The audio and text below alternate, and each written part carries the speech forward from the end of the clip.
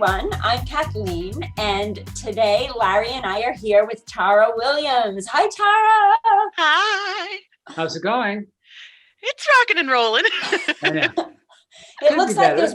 there's black curtains behind you, like on a stage. There are, in a sense. It's really more to deviate the fact that my living room is right there and my kitchen is right there. I thought you just had a very narrow camera, but now I see your arms. Yeah, no, these are actual curtains right here. I love that. I love that. Well, thank you so much for joining us. We're very excited to have you on.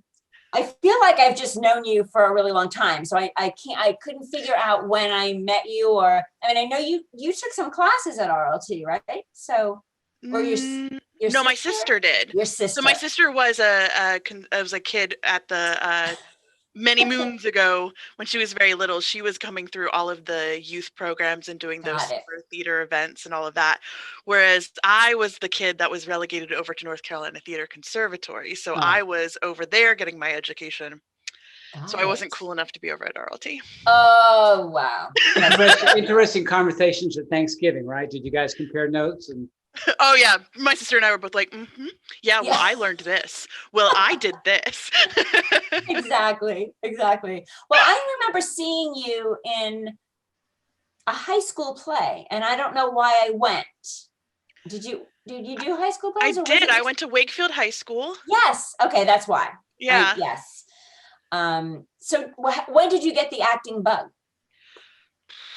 My mother would say that I got the acting bug in daycare during preschool graduation, because that was a thing they did. And we each had to memorize a nursery rhyme.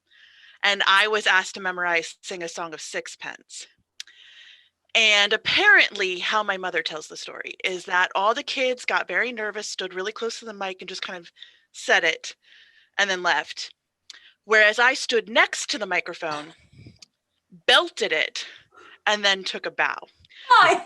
So that's how my mother would describe my introduction into theater. I don't know if I ever had a specific moment that triggered my love of theater. Definitely in middle school, I started doing after-school theater program. Nice. And it was mostly, and I don't know how sad or sentimental I can get, it was mostly just to deal with the fact that I didn't want to go home after school because we were dealing with some tragedy in my life. My father had passed, and I didn't really know what to do with myself. And I had a lot of feelings that I hadn't yet figured out how to express to anyone yet. So theater was kind of just a way to stay after school because I didn't want to do any sports, and I didn't want to do music per se, and I just kind of wanted something to do, and I really liked the theater teacher at my middle school. That's great. But I think in doing so, I became very I could vocalize things that I didn't know how to vocalize, and I could navigate emotions I didn't know how to navigate, and suddenly there were other writers in the world that spoke my words that I didn't have words yet for, even in middle school, and I don't think I fully understood that that's what was happening to me. So it wasn't until I was much older and I was able to reflect that I realized how powerful that moment of discovery was for me. So I guess I'm going to be crying the whole interview now. It's such a blessing to look back now. It's certainly, tragedy is something that happens to many young people. And I think having that kind of outlet and having an educator who is so understanding of that's what I was looking for and was fostering it for me in a way that I didn't realize they were doing. Yeah, I look back now and I'm so grateful for it. Wow. Yeah. I mean, it's a great escape for lots of folks as well. Yeah. It always has been. I mean, theater is where we always say the misfits and the unusual ones, the ones that got called weird in school and all that, the very highly creative and thoughtful and empathetic individuals, they all kind of eventually gravitate towards theater because they find kinship in other like-minded individuals of every department, every place within the theater. So it just makes sense that that's kind of how it naturally kind of flows in. I was just telling someone the other day, it's the first thing that gave me purpose. First thing that was not about being a child or someone's son. It was this is about something I can do on my own, Mhm. Right. Right. It's powerful to have that feeling of like autonomy, Right. that like, this is mine. I am capable. Right. I am empowered. Yeah. Like it's very, Yeah. it changes one person. And when you get changed in that powerful, beautiful way, you're like, I feel empowered to step out, step forward, speak Yeah. up, help Yeah. others. Mhm. What was the first show you're in? Not really elementary school or high school, but when you started doing more professional work. I guess the first professional show I did, and I'll put a question mark next to it, was North Carolina Theater's production of A Man of No Importance. Oh. Technically, I was still in high school. I had just turned 18. And it was a young adult production. So everyone was like 17, 18, 19, 20. But I played, I think I was Mrs. Grace. I think that was the character. Basically, all of us young people played individuals in their 50s, 60s. But A Man of No Importance is a musical about a young man in Ireland in the 70s who is struggling with the fact that he is gay during a time in which that was not going to be received well, especially in a country that was still very religious in its beliefs. And so he's putting like a local play together with his friends who also ride the bus. And so I was playing one of the older women who was like, oh, we're going to do a production of Salome. So I'm obviously going to play Salome. And the story unfolds and there's a lot of trials and tribulations, but that was like the first time that I was in a cast full of people where like we were focused on the professional. I had to do an accent. Nice. It was a whole thing. But I loved it. I had so much fun doing it. Did you have a mentor? I had a few, Mhm. and all at like different moments in my life. I mean, again, my first mentor, I would say, was my middle school drama teacher, Amy Davidson. And she really kind of, I think, instilled this sense of like community and belonging, and that like I had worth and value in the words I had to say and how I wanted to express them. Mhm. So when I funneled into my high school experience, Paul Orsett and J. Michael Beach were the two theater teachers when I was in high school. Oh. And I think both of them really kind of instilled this like professionalism, definitely accountability. That was something that I wasn't always good at. I could get myself in trouble, but I was not good at like accepting that part of the reason I was in trouble was because I had showed up and done something worthy of being in trouble. So I was getting a lot of that kind of knowledge, and I don't think I knew that that's what I was getting out of my high school experience. And then when I got into college, I would say my first mentor in college was my fight teacher, Jill Mattarelli Carlson, when I was still at East Carolina University. And Nice. yeah, I mean, she was the one who introduced stage combat as like a professional career pathway, which, if you don't know, is what I do now. Right, right. That's so cool. That is so cool. Did you get any great advice from any of these people or anyone about not only acting, but maybe about fight too? Any great advice you want to pass on? Oh, I'm not good at remembering quotes. I'll 100% admit that. Um, I think the biggest thing that I got out of all of my teachers was this sense of like um, uh, passing forward knowledge, that knowledge should not be kept or like hoarded, that it should be passed forward to the next person, and done so with like an open heart and empathy, not just like here's knowledge. It's like I was gifted this great thing and I would like to gift it to you in the hopes that it does something for you in some small way, whatever that is. So I think it was really more of this sense of open empathy to being both a student and a teacher. Mhm. And sharing that knowledge. And sharing it, yeah, passing it forward to the next generation of young people to I use love as that. they see fit. Mhm. Do you have a favorite theater or film actor or actress? It, depending on the season, I feel like it changes. Right. Obviously, because as I get older, like I'm recognizing skills and talents and like stories that I didn't when I was younger. Currently, I would say the big ones for me are probably Kathy Bates and Bette Midler. I always loved Bette Midler though, even when I was young, because I was like, curly haired, crazy person too. Lots of energy. Kathy Bates, especially because it's like it's so rare to find someone with such skill and poise and talent being recognized in a world that generally would not have looked at her as the same way, especially as she got older, Mhm. because she was not Yeah, standard aesthetics, right. but she was a powerful actor, and she still Oh, is a powerful actor, right. um, and fully embodies whatever she's doing. Another big one for me is Sam Rockwell, Oh, who I think is one of the most underrated actors ever. Like, has been in everything that you could ever imagine, every highest quality tiered like movie, film, television, to the D list of D lists of Charlie's shows. Angels. Yeah. Has been in everything, and like the professionalism in which every role is handled, even the ones where you're like, that this would have been a phone in for anybody else. Right. But like he showed up and did the work. Like to me, that is a working actor. Exactly. And I Cherishes every role. Yeah. Yes, and like and has been well rewarded for the work, and yet still is going to take the role because they are a working actor, and I don't know, I really respect that. Oh yeah. Oh yeah. Do you have a worst audition story you would like to share with Oh, so many. us?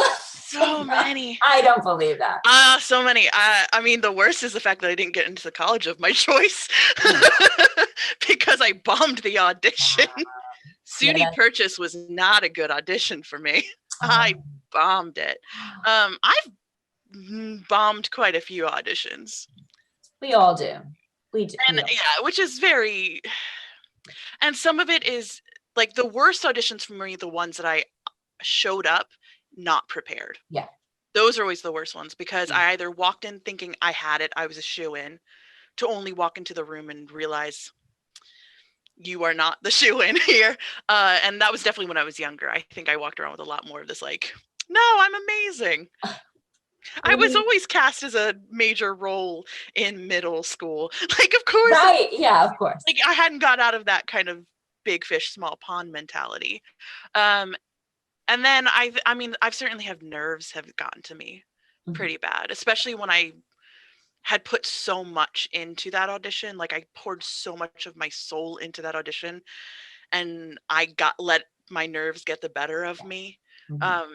But in those, I don't consider bad auditions, just an opportunity to be like, we need to work on our nerves. Right. We need to work on being able to like kind of work through them and stay focused, because auditions are different than a performance. Like auditions are showing all the potential to the person in that room.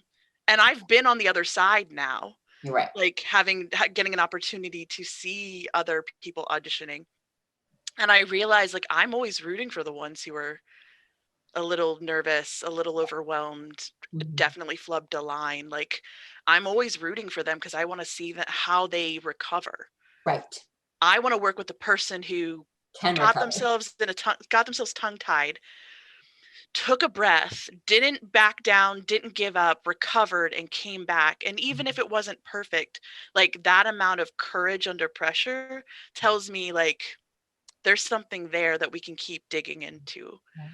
Like didn't run out of the room screaming. Yeah, or definitely didn't get defeated by it, because that, I mean, it's so easy to get defeated when we mess up. Like it's because you're like, I tried so hard and I still messed up, and it's certainly like have your 10 seconds, take a breath. But it's like I really value those artists who I see are like, I got overwhelmed and nervous, and I'm going to take a breath, and I'm going to smile and say thank you, and I'm going to go out of the room and hope for the best.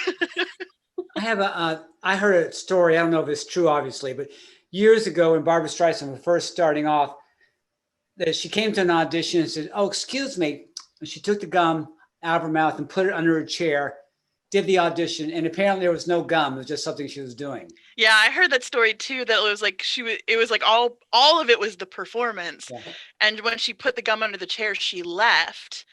And they were like, did she really just leave gum under this chair? And when someone went up to check, there was no gum there. I love that. I do have a I'm like, question. I don't know if that's true, but that's a heck of a story. I like that. I do have a question. I've never asked this before of all the other people we've done. Ooh. Have you ever gone to an audition and then you just saw somebody who you thought was just great for the part that you wanted, and did it throw you? And did you find a way to overcome that? Say, oh my God, so-and-so just walked in. There's no way I can get cast. It's interesting because when I was younger, I had a lot more jealousy in the rooms than I do now. Which I think is just true of anybody. Like you want the role, and anyone who's a threat does something internally. And there's nothing wrong with being jealous. And I certainly would get defeated when I was younger. And particularly because I've walked around with a lot of baggage around my weight and casting, and the fact that I often felt like I wasn't even going to get considered before I even stepped in the room because my weight was going to be an issue. And of course, they're going to cast someone skinnier than me for the part. So there was a lot of like bitterness that also sat in there because I just chucked everything to weight discrimination, which in some rooms were true. I think some were just me projecting my own feelings about it. But as I've gotten older and I see really talented people show up to auditions, I now take it as like a sign of like, I am in the room with that person and we are up for the same role. Oh my gosh, how exciting. Oh, I'm definitely going to step up my game now. Like, all right, do my stretches. I got to get ready. Like, this is going to be a fight, quote unquote, but like an exciting opportunity to really stretch myself in a room. And also in the same sense that like now when I see people who I think are really talented get roles, I'm like, good for them. Right. Yes, they like I saw their callback. They knocked it out of the park. Yes, they deserved that role. I'm going to be bummed and I'm going to cry about it for 15 minutes, but I'll be there opening night. I'll see you there. Yes, like I'll cheer you on. I'm certainly not good at it. Like it takes work. It takes practice like anything else. Yeah, I would have been cast, but I just had too many conflicts. I've done that to myself a few times. I've certainly like emotionally been like, no, it makes sense. I just had too many conflicts on my conflict schedule, or like, yeah, I realized because I just on that show, like I get it. Like I've certainly talk ourselves into talk myself into being like, it's fine. I'll just cry. I'm okay. Or the other way around, where you have no conflicts and someone else gets cast and they say, oh, I'm so happy for the person. They said, yeah, he can't really perform he can't come the first 5 weeks of rehearsal because he didn't know. Like what? Yeah. I mean, and that's a big thing too, is like, as much as a performer, as much as we give our all to the process, like we are not in control of who gets chosen. And if you want that control, create your own company and do it yourself. Like, I mean, it's easier said than done. I certainly understand that is a very flippant way of saying like, do a lot of hard work, but it's certainly one of those things where art is infinite. And so if the art that you want to make is not around you, do it. Then like you said, we've all been on the other side of the chair, and it's not always, we understand it's not personal, Right.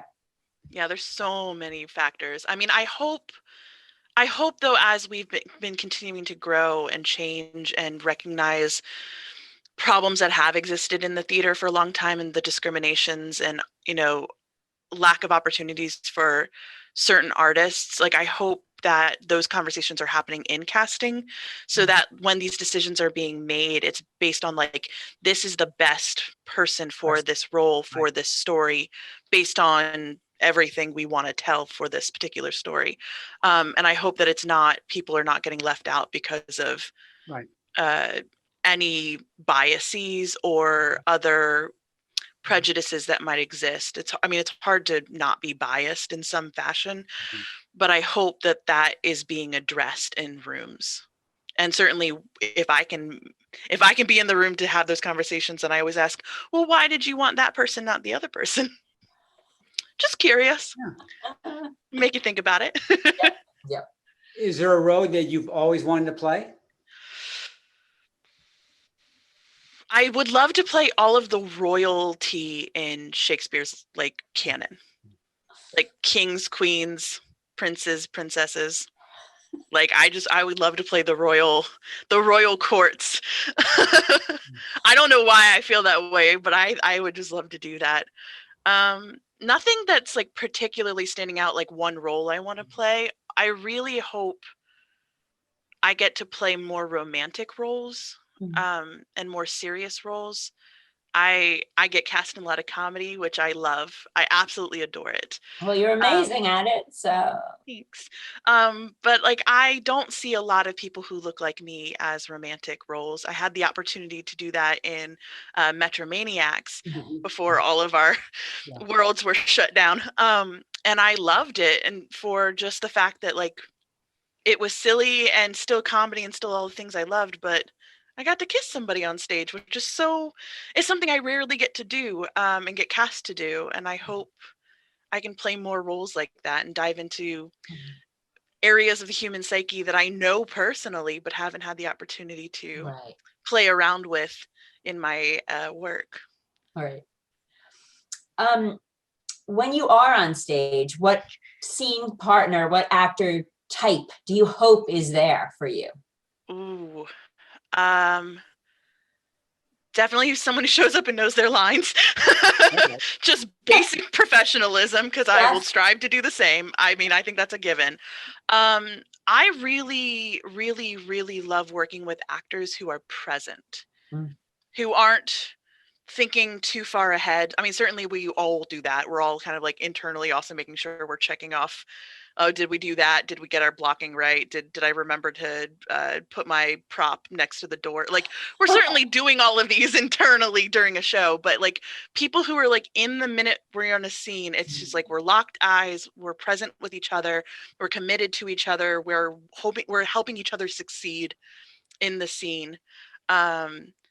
Yeah, I really love working with actors like that, and I've had the great fortune of working with many actors like that. And I think the other big one is that no matter the level, whether we're in community theater, professional theater, film, TV, anything like that, they take the work seriously, but they don't take themselves in the work seriously.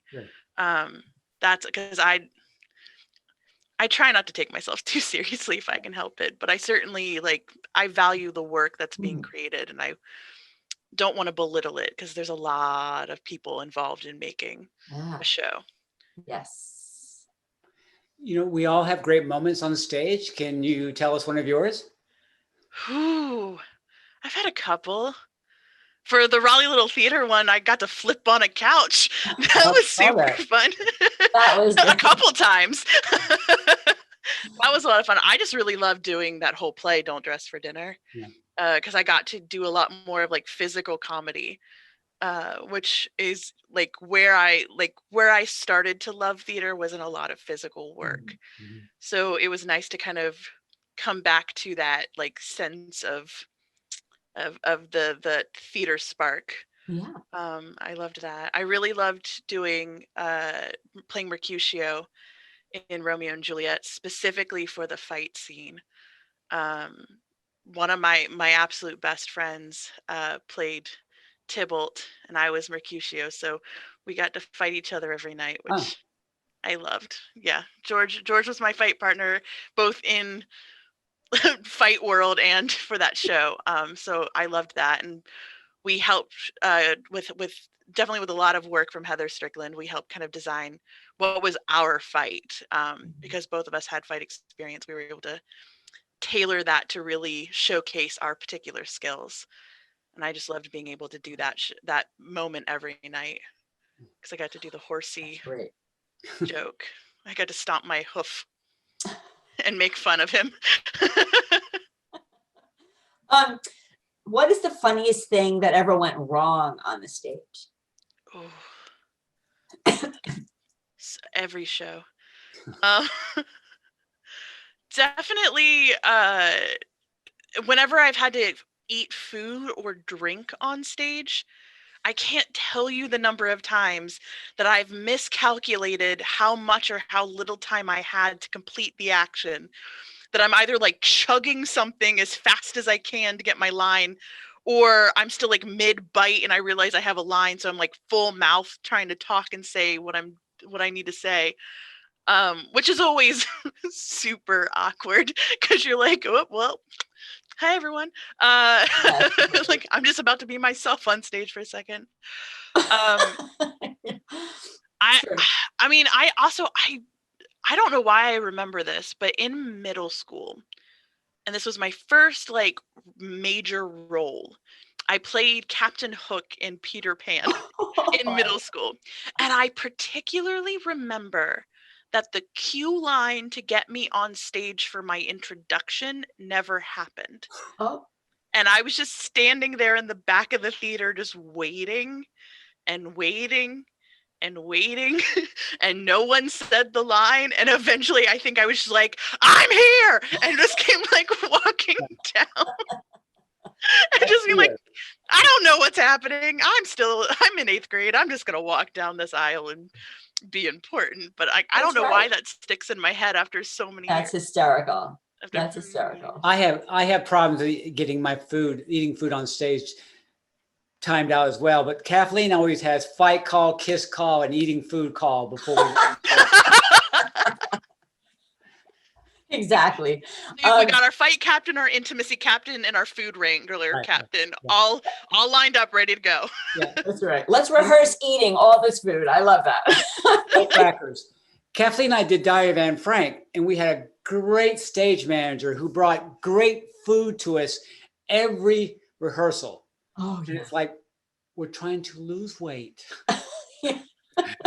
yeah. Remember that. Vicky Olsen had to say to him, "Stop feeding the actors. They're in an attic for 2.5 years. They cannot gain any more weight. Stop it." We had the same issue. Every time I've been at RLT, I've had the same issue of like, please stop feeding us. Right. Please stop. I mean, like, no, like the most beautiful home baked goods you will Oh, ever see in your life. Right. Truly a testament to like craft in like food creation. But also it's like after like the 10th one, you're like, I really should stop now. I know. I'm Yeah. like jittering on sugar right now. I really should Right. stop. Oh, Well, boy. We can all eat candy backstage when we're ready to go on stage, you know. That's right. Listen, I have a problem when it comes to me and Red Bull. Oh, yeah, me too. Is it good for me? Absolutely not. Do No. I still consume it before a show? Yes. Yes, I do. Wow. I think it's my last show is the first time I didn't drink, energy drink. I got dependent on it. I've got to have it, and I don't need a reason to speak any faster on stage, but Same. Really. Well, going back to the food thing, a long time ago, I was in the best Christmas pageant ever at Bollywood Theater, and David Watts, who was not an actor, got cast as my husband because he was the only man that happened to be in the room during auditions. And Carmen Manley just said, "Well, you're it." And we had 2 kids on the stage, and there was a dinner scene, and this one little boy, the guy who played our son, always ate. So there were rolls, and he literally would just stuff them in his mouth, and then he would talk with the full mouth. And David and I would always look at each other like, whose fault is this? Like, who brought this kid up? Because it was hysterical. It was Child so after fun. my own heart. Yeah. I remember there was a show that I did, and I had to have like a cigarette in one hand and like a bag of chips in the other.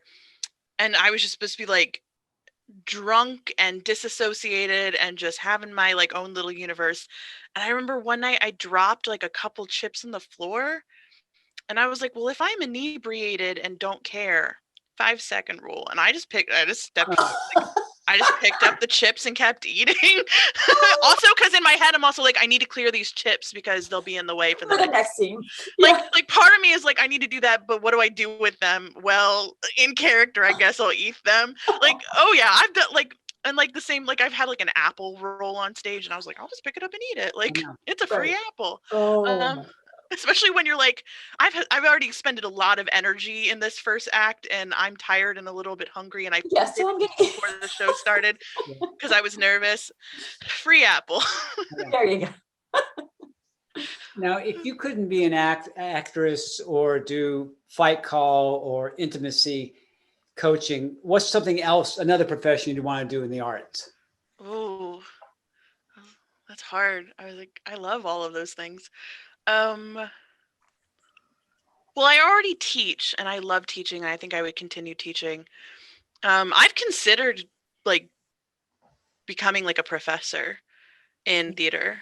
Because I love educating so much and I really love empowering students at the cusp of their transition from academia to professional.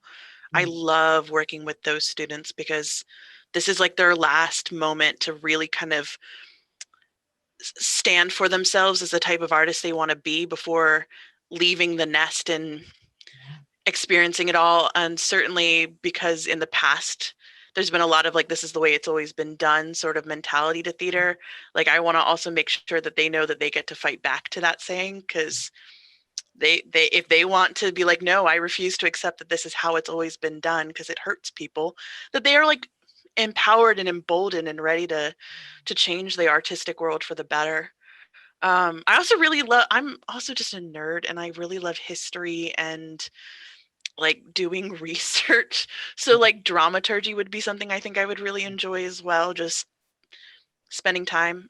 The problem is I've done a lot of roles because I used to costume as well. I did scenic charge work for a while. Like I really love just being a part of the action wherever that is. Uh, so Good yeah. to know. Larry, keep her in mind. I was listening to an interview with Glenn Close today, and she said she had a great college professor, and he's the one to encourage her, to pursue it professionally.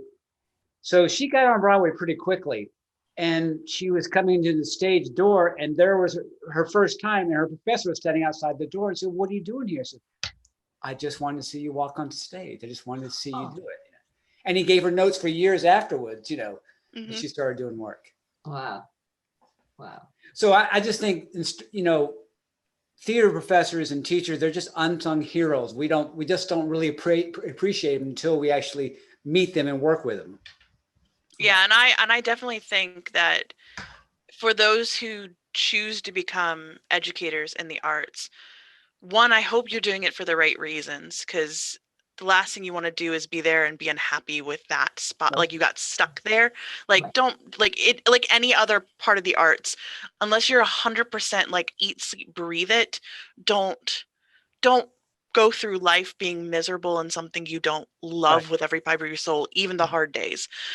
And for those educators, like I often am like, I remember the power that you have in this space to like solidify things for these young artists, because they will remember for years after like what you said, what you did, how you made them feel.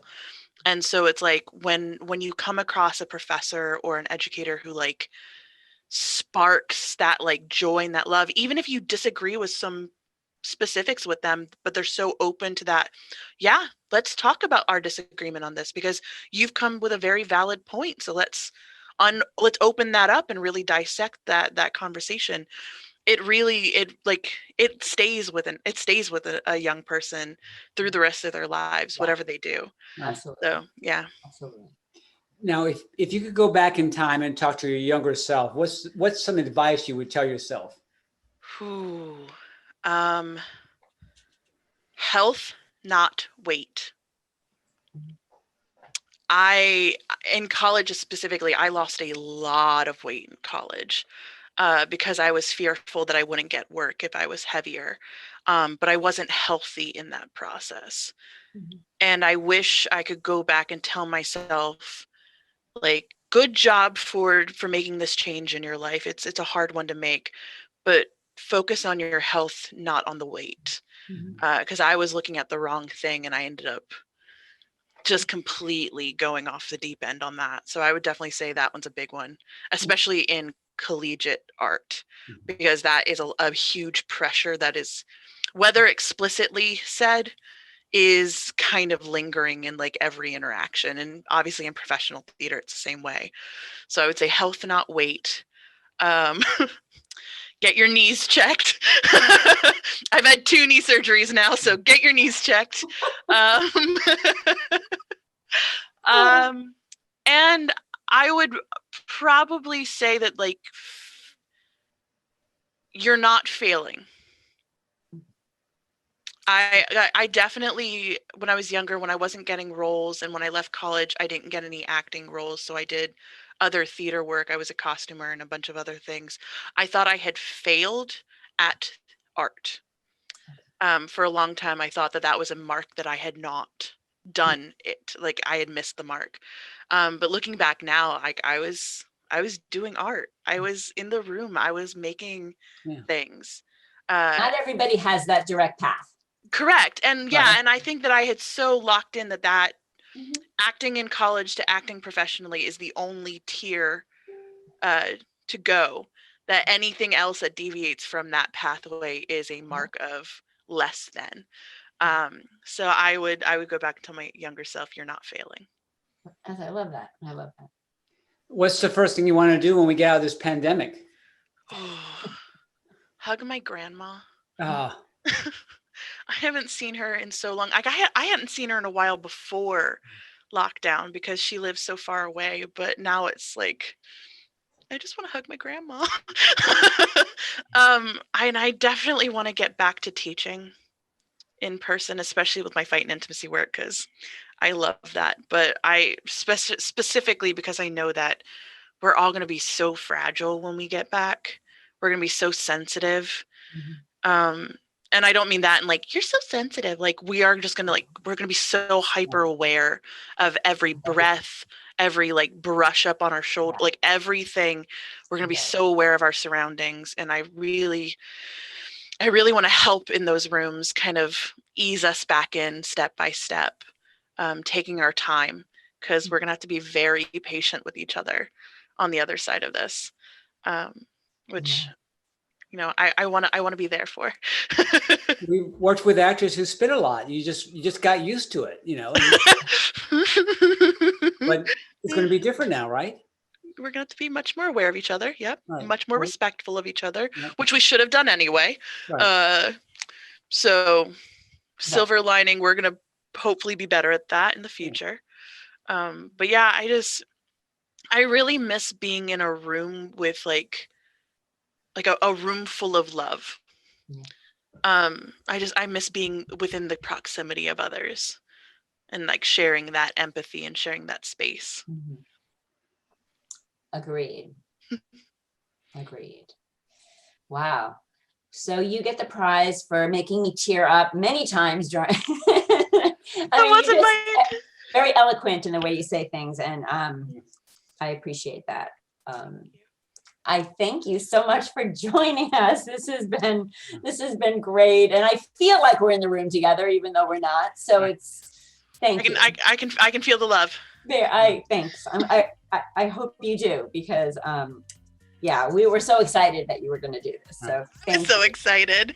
You have a wonderful reputation. Everyone speaks so highly of you. Oh, thank you. I I appreciate that. We miss you. But be safe, and hopefully we will see you sooner rather than later. Right. I hope that. And we will work on something together. Yes, please. Yes. Yeah. Please. I know. I was like, I've had the great fortune of working with y'all in the past, but I would love to Yeah. back. Yes. I'd love to be on stage with you. I would love that. Oh my gosh. All right, I just had a moment. I'm okay. That's okay. Larry, thank you, and we'll see you soon. Thank you. Bye. Okay. Thank you so much. Bye. Thanks. Bye.